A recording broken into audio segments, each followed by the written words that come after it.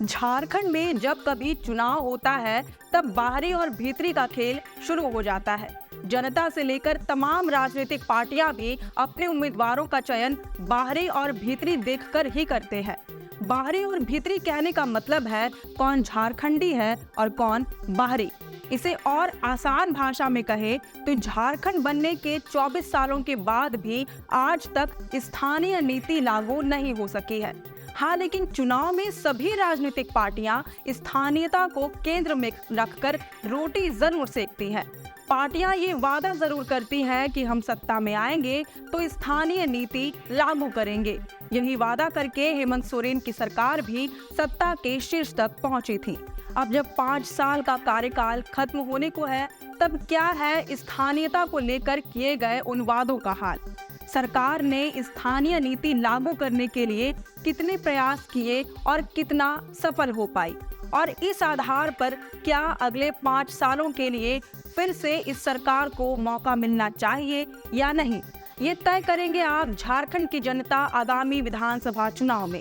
लेकिन हम बनेंगे जरिया, हम दिखाएंगे सरकार का असली चेहरा अपने नए सेगमेंट सरकार का रिपोर्ट कार्ड में।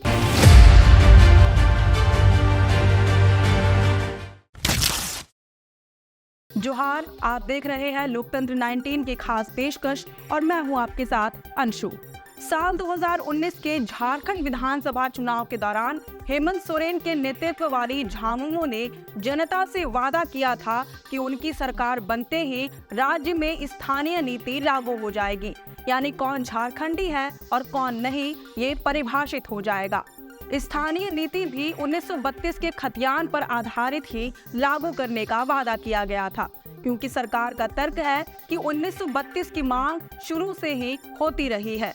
1932 के सर्वे में जिसका नाम खतियान में चढ़ा हुआ है, उसके नाम का ही खतियान आज भी है। साल 1932 के बाद से झारखंड के बाहर से लोगों का आवागमन काफी हद तक बढ़ा है, जिसकी वजह से यहाँ के आदिवासियों, मूल निवासियों के रहन सहन, रीति रिवाज और परंपराओं पर नकारात्मक प्रभाव पड़ा है। इसलिए जो 1932 के खतियानधारी हैं, उन्हीं झारखंड वासियों के वंशज यहाँ के स्थानीय माने जाएंगे। इसी के आधार पर ही नियोजन नीति लागू करने की बात भी कही गई थी। अपने घोषणा पत्र के तहत झामुमो ने वादा किया था कि राज्य के स्थानीय लोगों को सरकारी नौकरियों में 75% आरक्षण दिया जाएगा। साथ ही 25 करोड़ रुपए तक के सरकारी टेंडर केवल स्थानीय लोगों को ही दिए जाएंगे। लेकिन हेमंत सोरेन की सरकार को 5 साल होने को है, अब तक स्थानीय लोगों को परिभाषित नहीं किया जा सका है। 75% आरक्षण और 25 करोड़ का टेंडर तो दूर की बात है। इससे पहले की सरकारों ने स्थानीय नीति लागू करने के लिए प्रयास भी नहीं किए।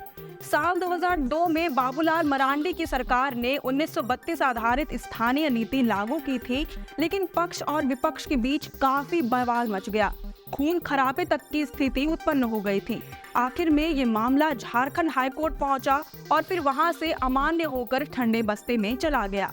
इसी मामले में बाबूलाल मरांडी को सीएम की कुर्सी तक छोड़नी पड़ी थी।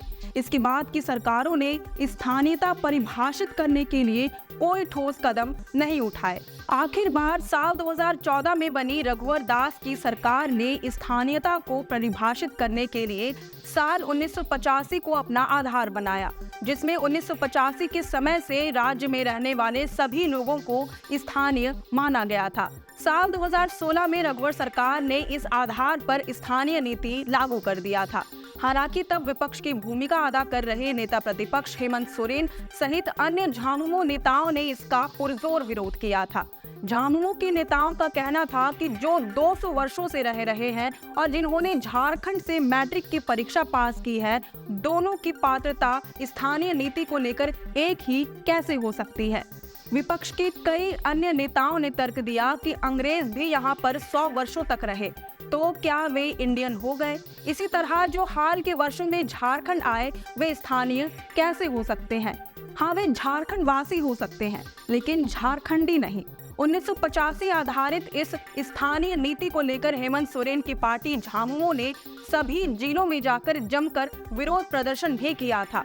विशेषज्ञों ने भी माना था कि यह नीति त्रुटिपूर्ण थी, क्योंकि इसमें आदिवासियों को प्राथमिकता नहीं दी गई थी, जिनके लिए झारखंड राज्य का गठन किया गया था। इसके बाद जब साल 2019 में हेमंत सोरेन की सरकार बनी, तब साल 2022 में उन्होंने सालों पुरानी 1932 खतियान आधारित स्थानीय नीति की मांग को ही स्थानीयता का आधार बनाया। हेमंत सरकार ने इससे संबंधित बिल विधानसभा से पारित भी करा लिया। इस बिल में स्थानीय नीति के साथ साथ नियोजन नीति को भी शामिल किया गया था। आपको बता दें कि झारखंड में अब तक ना तो स्थानीय नीति है और न ही नियोजन नीति परिभाषित हो पाई है। रघुवर सरकार में और फिर हेमंत सोरेन की सरकार में भी जो नियोजन नीति लाई गई थी, उसे हाईकोर्ट ने अमान्य घोषित कर दिया था। इसे ध्यान में रखते हुए हेमंत सरकार ने स्थानीय नीति वाले बिल में ही नियोजन नीति को शामिल कर दिया था। इसके तहत कहा गया कि झारखंड का स्थानीय उन्हें ही माना जाएगा जिनका नाम या जिनके पूर्वजों का नाम 1932 या उससे पहले के समय में हुए सर्वे में दर्ज है। भूमिहीन व्यक्तियों या जिनके पास खतियान है लेकिन पढ़ने लायक नहीं रहा या फिर खो गया हो, ऐसे मामलों में स्थानीय व्यक्ति की पहचान का अधिकार ग्राम सभा को दिया जाएगा। ग्राम सभा स्थानीय लोगों की पहचान संस्कृति, स्थानीय रीति रिवाज, परंपरा आदि के आधार पर करेगी। इसी बिल में झारखंड सरकार की 3rd और 4th ग्रेड की नौकरी को नियोजन नीति से जोड़ते हुए कहा गया कि 1932 का खतियान जिन लोगों के पास होगा, वे लोग ही राज्य में 3rd और 4th ग्रेड की नौकरी के पात्र होंगे। इस बिल को भारतीय संविधान की 9वीं अनुसूची में शामिल करने की भी मांग की गई थी, ताकि आगे चलकर कोर्ट में इसे चैलेंज न किया जा सके, जिस पर फैसला केवल केंद्र सरकार ही ले सकती थी। अब यह बिल विधानसभा से तो पारित हो गया, लेकिन तत्कालीन राज्यपाल रमेश बैस ने इस पर अपनी मंजूरी देने से इनकार कर दिया। राज्यपाल का कहना था कि स्थानीय नीति तक तो ठीक है, लेकिन नियोजन नीति के मामले में किसी भी वर्ग की नौकरी के लिए सभी को समान अधिकार प्राप्त है। संविधान की धारा 16(3) के तहत केवल संसद को ही नियोजन के मामले में शर्त लगाने का प्रावधान है। इन त्रुटियों से सरकार को अवगत कराते हुए राज्यपाल ने यह बिल विधानसभा को वापस लौटा दिया था। साथ ही इन त्रुटियों पर पुनर्विचार करने को भी कहा।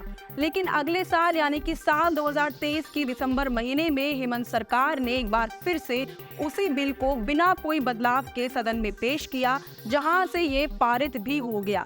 इसके बाद ये बिल वर्तमान राज्यपाल सीपी राधाकृष्णन के पास मंजूरी के लिए गया और तब से ही वही अटका पड़ा है। राज्यपाल ने इस बिल को रोक कर रखा है, ये सरकार का कहना है।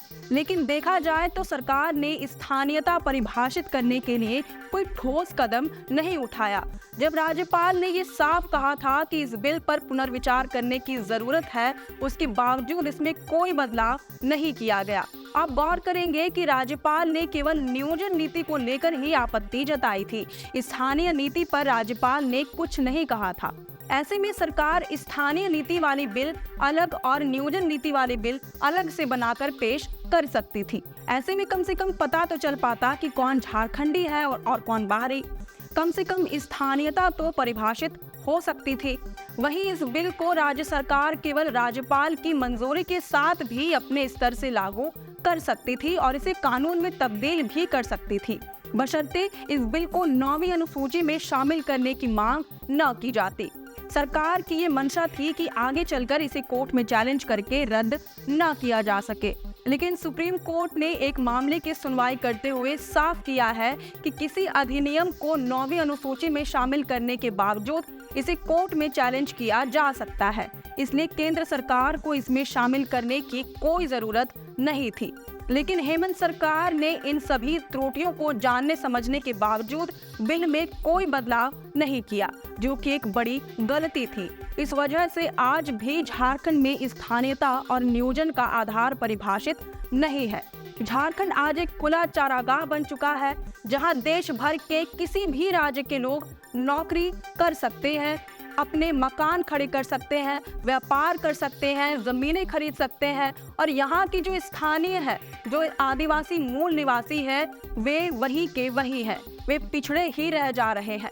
उन्हें अपने ही राज्य में रहकर कोई प्राथमिकता नहीं मिल रही है, कोई लाभ नहीं मिल रहा है। अब आपको क्या लगता है, स्थानीयता के मुद्दे पर हेमंत सरकार ने कैसा काम किया?